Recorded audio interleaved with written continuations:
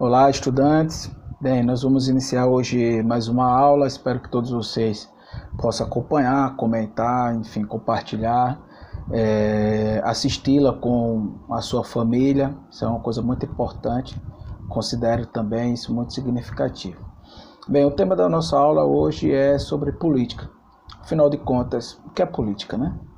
É claro que quando a gente vive um momento do país de significativa polarização, o debate sobre o que é política se torna um tanto quanto melindroso, né? Precisa, às vezes, pisar em ovos para que, portanto, não se ofenda ninguém, alguma coisa desse tipo. É claro que nós estamos muito longe de querer esse objetivo.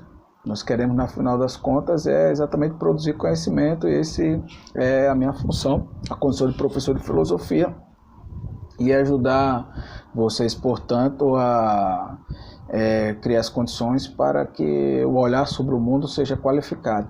Mas a decisão sobre a vida pertence efetivamente a cada pessoa, né? Pelo menos é isso que a gente defende, ou é isso que a gente gostaria. Mas então, vamos lá, o que é a política? Bem, a definição bastante simples que a gente pode apresentar é que política é a disputa pelo poder. E o que é o poder? O poder é a capacidade de exercer controle, né, sobre um grupo, sobre outra pessoa, sobre uma sociedade. Então, política é a disputa pelo poder, de maneira bastante simples. Se a gente fizer um resgate, podemos dizer assim, da história da nossa espécie, nós sabemos que existiram várias outras espécies além da nossa, ou espécies humanas, eu me refiro. Nós tivemos australopitecos, homens de Neandertal, enfim, diversas outras espécies. Eu não sou um antropólogo, mas dialogando um pouco com a antropologia, nós podemos dizer que a nossa espécie ela tem por volta aí de 115 a 120 mil anos, o Homo sapiens sapiens. E segundo a própria antropologia, né, nós podemos citar aí antropólogas como Leah Koch, né, que tem trabalhos muito significativos, que contam um pouco da trajetória da nossa espécie. A política faz parte de um período muito curto ou muito recente da nossa história. E por volta de 115 a 120 mil anos aí, de espécie, a política ela ocupa a nossa trajetória nos últimos 12, 13 mil anos. Bom, então isso é um dado muito importante, porque é muito comum a gente identificar alguns discursos que procuram encontrar uma natureza humana, né? Olha, o ser humano ele é mau por natureza, olha, o ser humano ele é ganancioso por natureza, olha, o homem é superior à mulher por natureza, a mulher é inferior ao homem por natureza. Sempre que esses discursos naturalizantes eles aparecem, servem no final das contas para justificar um conjunto de opressões. Mas quando a gente vai verificar a realidade concreta, nós identificamos que eles são completamente frágeis, na medida que a gente vai fazendo um estudo mais profundo, né, da nossa própria espécie, do que é que nós somos. E eu estou dizendo isso porque, bem, a política definitivamente não está na nossa natureza. É claro que se a gente vai estudar a história da filosofia, nós vamos lembrar que o Aristóteles dizia, olha, o homem é um animal político. Mas o Aristóteles escreveu isso 5 séculos antes de Cristo, certo? Não tinha concretamente os elementos de pesquisa científica que nós hoje temos. Então, isso é uma outra questão muito importante, porque cada filósofo, ao longo da história da filosofia, procurou responder às questões da sua época. Então, nós não vamos conseguir resolver os problemas do século XXI com os filósofos da Grécia Antiga, nem da Idade Média. Isso não quer dizer que a gente não tenha que lê-los, que não tenha que estudá-los. Claro que temos que estudá-los, lê-los, compreendê-los. Por quê? Porque isso permite com que a gente, ao conhecer a trajetória de produção do conhecimento que nos antecedeu, tenha mais condições de entender o presente. Porque se a gente já resolveu um conjunto de problemas anteriores, nós não precisamos nos debruçar sobre eles novamente, porque eles já foram discutidos, já foram resolvidos. Então, por isso é fundamental entender a nossa história, entender a produção do conhecimento, as concepções filosóficas ao longo de toda a nossa história.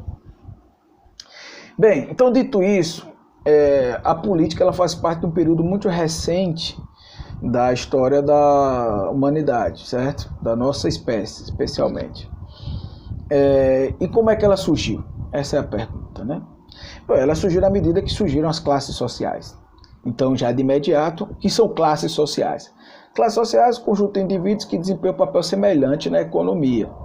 Então, se a política surgiu junto com as classes sociais, isso significa que durante a trajetória da espécie humana, da nossa espécie, do Homo sapiens, nem sempre existiu sociedade dividida em classes sociais. Durante um período significativo, eu diria que 90% da trajetória da nossa espécie, da história da nossa espécie, não existia divisão da sociedade em classes sociais. Ou seja, os indivíduos viviam de maneira coletiva e a economia era desenvolvida de forma colaborativa. Nós vamos tentar falar um pouco sobre isso. Se não der durante essa aula, nós vamos falar em outras, certo? Mas o mais importante até agora é a gente perceber que, primeiro, a política nem sempre fez parte da nossa história. Segundo, ela surge ao mesmo tempo que surge as classes sociais, ou seja, de maneira concomitante ao surgimento das classes sociais. E o que é classe social? Conjunto de indivíduos que desempenham um papel semelhante na economia. A pergunta que fica agora é: como é que surgiram as classes sociais? Quando foi que surgiu como foi que surgiram os primeiros grupos que tinham papéis diferentes na economia? Isso é uma pergunta muito importante para a gente tentar responder agora. Primeira coisa que a gente precisa saber para responder essa pergunta é: o ser humano, a nossa espécie, ela adquiriu a condição de ser social. Ou seja, nós nos diferenciamos de todas as demais espécies porque a gente transforma a natureza de maneira consciente. E na medida que a gente transforma a natureza de maneira consciente, nós conseguimos resolver demandas que eram necessidades nossas, criamos melhores condições de vida e isso permitiu que ao longo desse processo a humanidade passasse a viver em sociedade, em grupos estabelecidos de maneira fixa em determinadas regiões. Então, podemos afirmar que nenhuma outra espécie animal, certo, existente no nosso planeta, transforma a natureza de maneira consciente para atender às suas necessidades. Essa condição é exclusivamente humana. É por isso que nós não somos seres apenas naturais, apesar de integrarmos a natureza. Nós somos considerados seres sociais. E esse processo de transformar a natureza de maneira consciente para atender às nossas necessidades é aquilo que nós vamos chamar aqui, caracterizar aqui como trabalho. Veja, essa caracterização é diferente do que a gente de maneira muito comum ouve sobre trabalho. Nós, de repente, podemos lembrar de uma cena do nosso pai acordando cedo e indo para o seu local de trabalho e alguém pergunta: onde está o seu pai? E você responde: olha, ele foi trabalhar. Sim, é verdade, ele foi trabalhar. Ele foi vender sua energia de trabalho, provavelmente, a um patrão e vai receber um salário por isso e ele é um trabalhador. Isso está corretíssimo. Mas o conceito de trabalho aqui tem uma outra característica. Uma característica de identificar um tipo de ação que nos diferencia dos diferentes das demais espécies, certo? Então, o que é trabalho? Processo de transformação consciente da natureza desenvolvido pelo ser humano para atender às suas necessidades. E trabalho, portanto, é aquilo que nos torna seres sociais, certo? Por quê? Porque nos permite melhorar a nossa condição de vida e nos agruparmos socialmente. Professor, você pode dar um exemplo do que seria trabalho para a gente compreender melhor esse processo? Claro, nós estamos aqui para ajudar, certo? E se você, portanto, tiver perguntas, você pode enviar perguntas pelo Google Classroom e, enfim, entrar em contato de alguma maneira. Infelizmente, as nossas aulas não estão sendo presenciais por conta dessa situação de pandemia, né, do coronavírus, e nós precisamos ter todo o cuidado para que essa doença tão grave não se prolifere. Mas vamos lá, vamos seguir aqui. O que seria um exemplo de trabalho? Então, vamos imaginar que, bem, um grupo de pessoas está vivendo sociedade primitiva, né, ameaçada por animais ferozes, sem proteção da chuva, não tem cavernas, vamos imaginar aqui uma hipótese, suficiente para abrigar todo mundo. Então isso é uma necessidade de abrigo, de proteção para, enfim, chuva e animais ferozes. E essa necessidade, ela precisa de uma solução. Onde é que o ser humano vai encontrar a solução para resolver essa necessidade? Vai encontrar na natureza, certo? Então vamos dizer que o resultado da solução, o resultado dessa necessidade, a solução para essa necessidade, que era a necessidade de abrigo e proteção, tenha sido a casa, as primeiras casas, certo? Então, como é que uma casa é produzida? Uma casa é produzida retirando elementos da natureza. Só que esses elementos, eles são transformados, né? Então, vejam, o que é que a gente precisaria aí para construir uma casa? A gente precisaria de, vamos imaginar, uma casa no período primitivo. A gente precisaria de pedra, precisaria de barro, precisaria talvez de palha, precisaria de madeira. Mas a gente encontra isso na natureza de maneira bruta, né? Precisaria a gente ir lá, modificar, adequar ao que a gente precisa para se tornar um instrumento útil ao nosso interesse, né? Então perceba, eu disse, trabalho é o processo de transformação consciente da natureza. Quando nós pegamos a natureza, modificamos para resolver uma necessidade nossa, que no caso do nosso exemplo é abrigo, nós estamos modificando a natureza de maneira consciente, certo? E é claro, o processo de produção da casa, ele não é feito de uma única vez, para seguir no exemplo que a gente está dando aqui. Certamente, antes de produzir a casa, vamos imaginar os primeiros indivíduos que produziram, certo? As casas, é um exemplo hipotético. E certamente esses indivíduos não conseguiram fazer a casa de primeira. Eles antes tinha uma necessidade objetiva, necessidade de proteção da chuva e dos animais ferozes. Depois, diante dessa necessidade, ele vai elaborar planos para executar a ação, que vai ser transformar a natureza, para ver se a transformação da natureza, a execução desse plano, ela consegue resolver o problema. E é claro que, bem, é possível que até que a casa tenha sido feita, o primeiro tipo de casa, tenha sido feito vários planos. Ou seja, eu pensei numa ideia para tentar resolver esse problema, tentei implementar essa ideia, executei, mas não deu certo. Então eu vou pensar novamente em outra ideia e vou tentar executar novamente, vou pensar em outra ideia e tentar executar novamente. E esse processo resultou no final na casa. Perfeito? Pois bem, veja que na medida que eu vou pensando e executando, eu vou conhecendo melhor a natureza. Então, ao final, quando eu consigo definitivamente resolver aquela necessidade, vamos imaginar construir a primeira casa, as primeiras casas, eu conheço agora os tipos diferentes de pedra, os tipos diferentes de madeira, os tipos diferentes de palha, que tipo de pedra usar, que tipo de madeira usar, como juntar uma pedra na outra para que elas se tornem fixas e construam, portanto, uma parede. Veja, na medida que eu desenvolvo o trabalho, portanto, que eu vou transformando a natureza de maneira consciente para atender às minhas necessidades, eu vou conhecendo mais a natureza. E na medida que eu vou conhecendo mais a natureza, eu vou criando melhores condições para resolver necessidades futuras. Então o ser humano que desenvolve o trabalho, ele já não é mais o mesmo. Por quê? Porque ele agora conhece mais a natureza. E na medida que ele conhece mais a natureza, ele vai ter mais condições de resolver outras necessidades e vai passar a conhecer mais a natureza e vai ter condições de resolver outras necessidades e vai passar a conhecer mais a natureza e assim sucessivamente.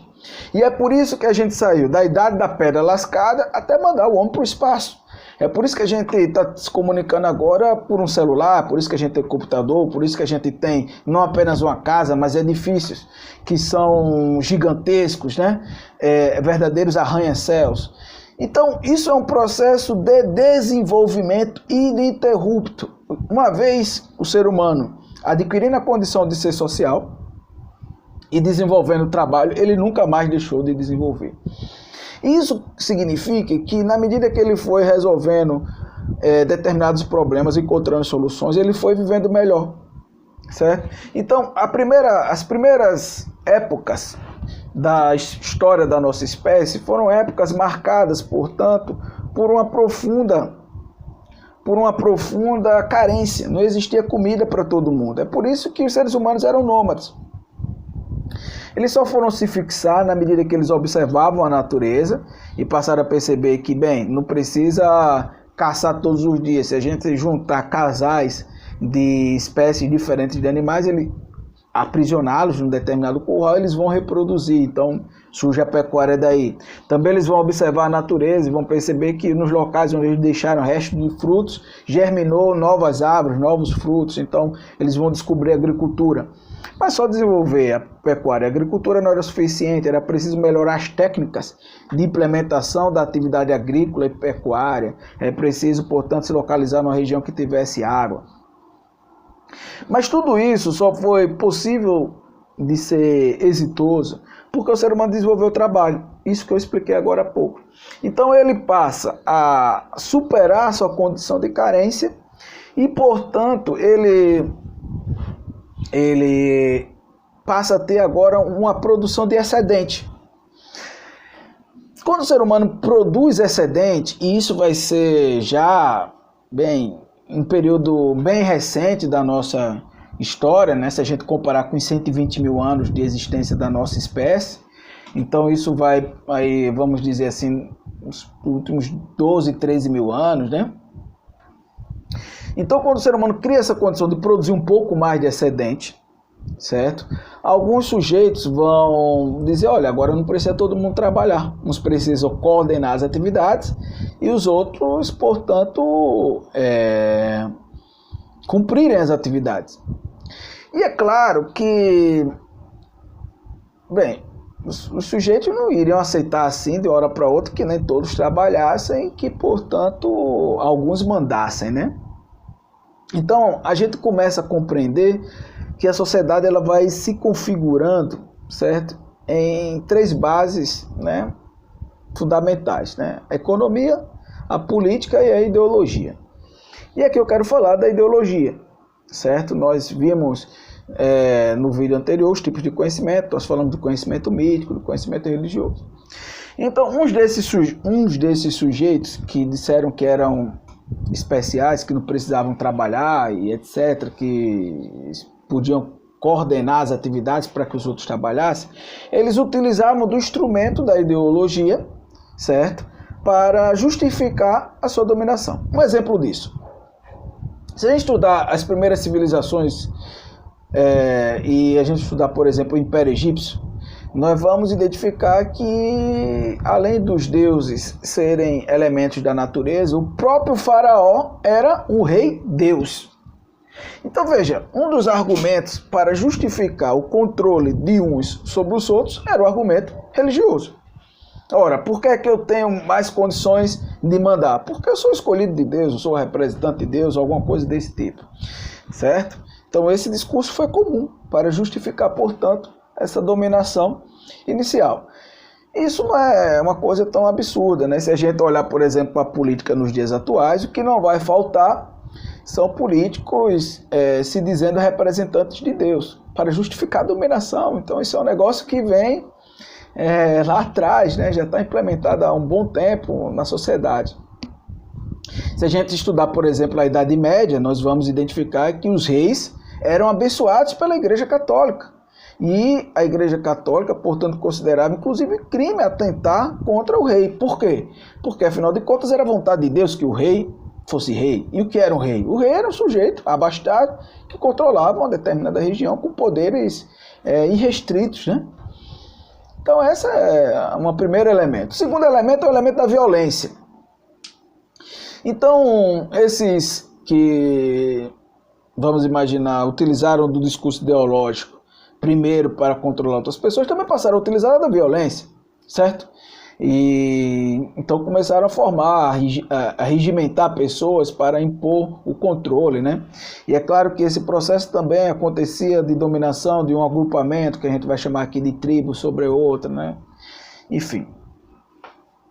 Então a gente vai ter aí, pela primeira vez na história, a violência, ela surgindo como um elemento de dominação humana. Isso não quer dizer que a violência não existisse antes, certo? Mas não era um elemento de dominação. Vamos imaginar que talvez, sei lá, a violência existisse na caça, é claro, porque precisasse uma atividade violenta para que a sua presa fosse abatida e o alimento fosse garantido, né? Mas nós podemos dizer que também, sei lá, um outro exemplo fosse para a prática da cópula, quem é que ia ficar com a fêmea, então o macho mais forte tentava mostrar a sua força, etc. Mas isso não significava uma dominação efetiva, uma dominação de um sujeito sobre o outro. A dominação de um sujeito sobre o outro, ela surge, portanto, a partir desse momento aí. E esse primeiro momento de dominação, ele vai se caracterizar pelo controle da terra. Não existiam fábricas, certo? Então, agora a terra, que é o meio de produção existente, vai passar a pertencer a algumas pessoas, sob a justificativa ideológica, como eu expliquei aqui, e sob a justificativa também da violência, certo?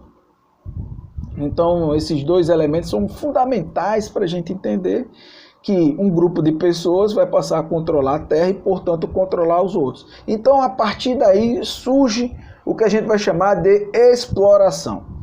O dono da terra não vai trabalhar, mas vai obter a riqueza, vai controlar a riqueza produzida nessa terra, e os outros, que não são os donos da terra, vão trabalhar e não vão ter acesso à riqueza produzida. E a esse primeiro modo de produzir, baseado na exploração, nós chamamos de escravidão, certo? Por que a escravidão? Porque não tinha salário, né? Os donos de terra, os senhores, né? Eles eram os escravocratas, eles eram, portanto, responsáveis pela vida da sua mercadoria ali, que era o trabalhador. O trabalhador é uma espécie de mercadoria, né? Então ele era responsável pela alimentação, enfim, pela vida do sujeito, porque se o sujeito tivesse vida, poderia produzir mais, mas não havia pagamento de salário. Então, a partir desse momento, a gente tem a exploração, o surgimento da escravidão. Se a gente tem agora, preste atenção nisso, se a gente tem um grupo que controla a terra e outro grupo que não controla, se a gente tem o que manda e o que obedece, o que explora e o que é explorado, nós temos agora as classes sociais distintas aparecendo. Então, qual vai ser o papel econômico dos donos da terra? Comandar a produção. Qual vai ser o papel econômico de quem não detém a terra? Trabalhar, produzir. Então a gente tem classes sociais distintas aparecendo na história, pela primeira vez com a escravidão. Então antes não existiam classes sociais? Não. Não existia a distinção de classe social. Ela só é possível porque, na medida que o ser humano vai desenvolvendo trabalho, ele passa da carência, porque ele supera a carência absoluta, produz um pouco mais de excedente, porque ele vai melhorando a capacidade de produzir na medida que transforma a natureza de maneira consciente para atender às suas necessidades, né? E então, isso cria as condições, né? Veja o que eu falei lá do tripé: economia, política e ideologia. Isso cria as condições econômicas para que um novo modo de produção, em vez da colaboração, mas baseado na dominação e na exploração, possa existir.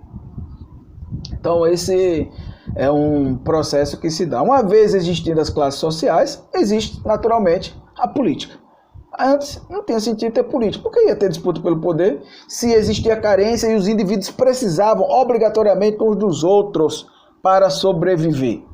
Agora que isso não está colocado, existe a disputa, tanto entre as classes opostas, explorados e exploradores, quanto entre as classes dominantes, que vão disputar, portanto, quem comanda a sociedade, quem vai ter mais riqueza, certo?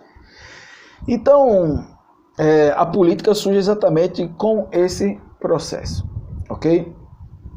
E assim também surge o Estado.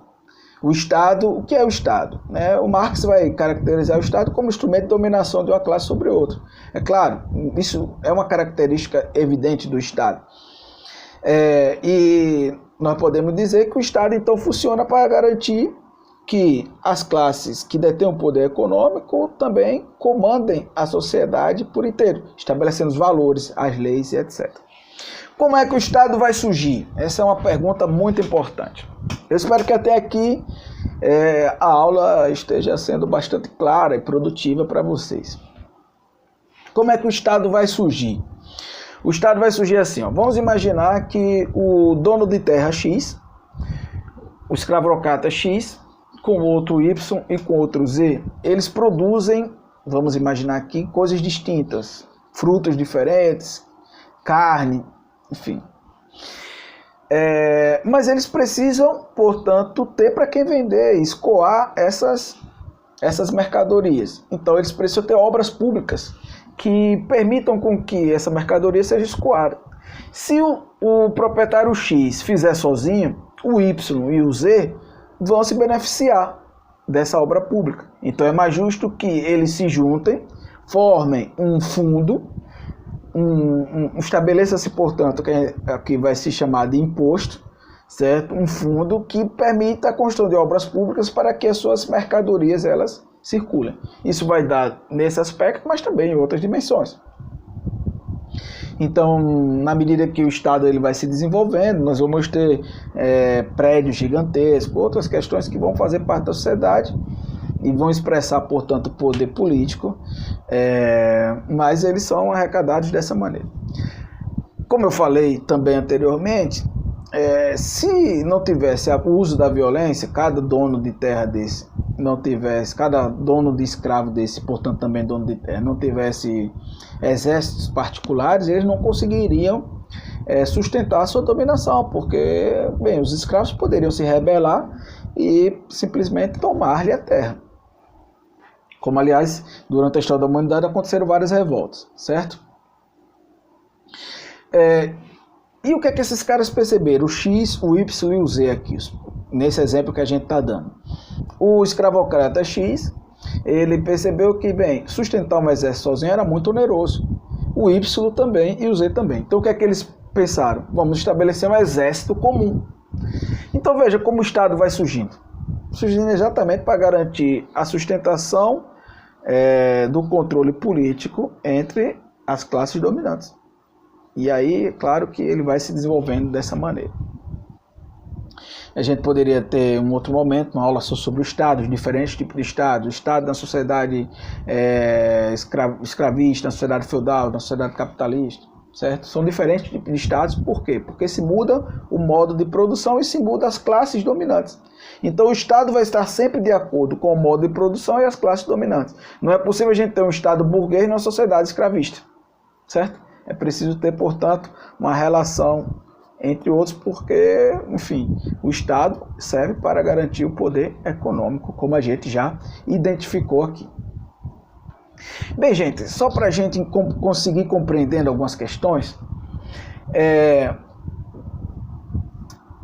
fundamental a gente, portanto, também perceber que esse desenvolvimento dos instrumentos que melhoraram a nossa capacidade de produzir, ou seja, que permitiram a gente sair da carência para a gente produzir excedente, eles vão ter um nome. O nome disso é forças produtivas. Então as forças produtivas elas se desenvolvem na medida que o trabalho ele também se desenvolve. E na medida que o trabalho se desenvolve, o homem conhece mais a natureza, e na medida que ele conhece mais a natureza, ele desenvolve melhor as forças produtivas. O resultado disso é uma produção mais qualificada, certa superação da carência e necessariamente uma mudança na economia que vai permitir a passagem de um modo de produção ao outro. Então vejam, até o surgimento da escravidão não tinha política, não tinha Estado e não tinha classes sociais. Com o surgimento da escravidão vai ter política, Estado, classes sociais e exploração, certo? Aliás, a existência da exploração é o que faz existir as classes sociais. Percebe? E por que é que tudo isso acontece? Porque a gente passou a produzir mais. Por que é que a gente passou a produzir mais? Porque a gente desenvolveu o trabalho. E ao desenvolver trabalho, a gente desenvolve as forças produtivas. Espero que isso esteja ficando claro aí. Vão anotando, por favor, para não perder, portanto, esses aspectos aí que estou apresentando. Bom, nós já estamos com 30 minutos, talvez fique um pouco cansativo, então nós vamos dar uma aceleradazinha aí para... Enfim, vai ter outros momentos, a gente vai falar de outras questões, então vamos seguir tentar acelerar aqui para a aula não ficar muito extensa. Um outro elemento, então, que eu queria falar é o seguinte: como é que eu já expliquei como é que a gente saiu da sociedade primitiva para a sociedade escravista, né? Essas mesmas condições vão ser as condições para que a gente tenha a superação da escravidão e a gente passe à sociedade feudal, a gente tem a superação da sociedade feudal para a chegada do capitalismo. Como é que esse processo vai se dar? Os seres humanos vão continuar desenvolvendo trabalho, vão continuar desenvolvendo as forças produtivas, isso vai produzir, vai gerar uma capacidade de produção muito melhor. Quando a gente cria essa melhor capacidade de produção, resultado de novos instrumentos, nós vamos perceber que a maneira de produzir anterior se tornou obsoleta, atrasada, arcaica. E aí se cria uma nova forma de produzir, um novo modo de produção. Então, o modo de produção feudal baseado no arrendamento de terras, ele só foi possível porque o ser humano desenvolveu as forças produtivas. Desenvolveu os instrumentos necessários para produzir mais e melhor. E aí, bem, os donos de terra passaram, os senhores de escravo passaram a verificar que não tem muito sentido produzir baseado na escravidão, que produzir baseado no arrendamento, certo? No modo de produção feudal, portanto, era muito mais eficaz, se tinha uma produção muito melhor, né? Ora, e essa mesma questão vai permitir a superação do feudalismo pelo capitalismo. Por quê? Porque a gente vai ter a Revolução Industrial é uma expressão disso. A gente vai ter uma nova forma de produzir que é muito superior à forma feudal, né? É claro que nem sempre a política ela acompanha de maneira imediata o desenvolvimento, nem sempre a política acompanha de maneira imediata o desenvolvimento da economia. Às vezes há um lapso de tempo, certo, entre o desenvolvimento da política e o desenvolvimento da economia. A economia sempre está na frente. Por que há esse lapso de tempo? Porque a ideologia, lembra do que eu falei lá atrás? Ela serve para ir sustentando o poder. Então, até que a ideologia seja superada do ponto de vista discutivo, dos valores, do debate teórico, do debate intelectual, demora-se um tempo maior do que o desenvolvimento da economia. Então, portanto, a gente vai ter, durante a modernidade, para a gente citar apenas um exemplo, uma estrutura política ainda feudal com uma base econômica capitalista já bastante desenvolvida. A gente vai ter exemplos de revoluções burguesas, né, como a Revolução Francesa, mas nós vamos ter também revoluções burguesas que vão ser grandes combinações entre os senhores feudais, entre as monarquias e a burguesia, né? Como no caso da Revolução Inglesa, especialmente a família real e a burguesia ascendente, né? Tanto é que até hoje tem uma rainha lá, a Rainha Elizabeth. O negócio mais arcaico do mundo é ter um rei ainda e uma rainha no pleno século XXI, né? Há quem acha isso bonito, né? Eu acho simplesmente arcaico.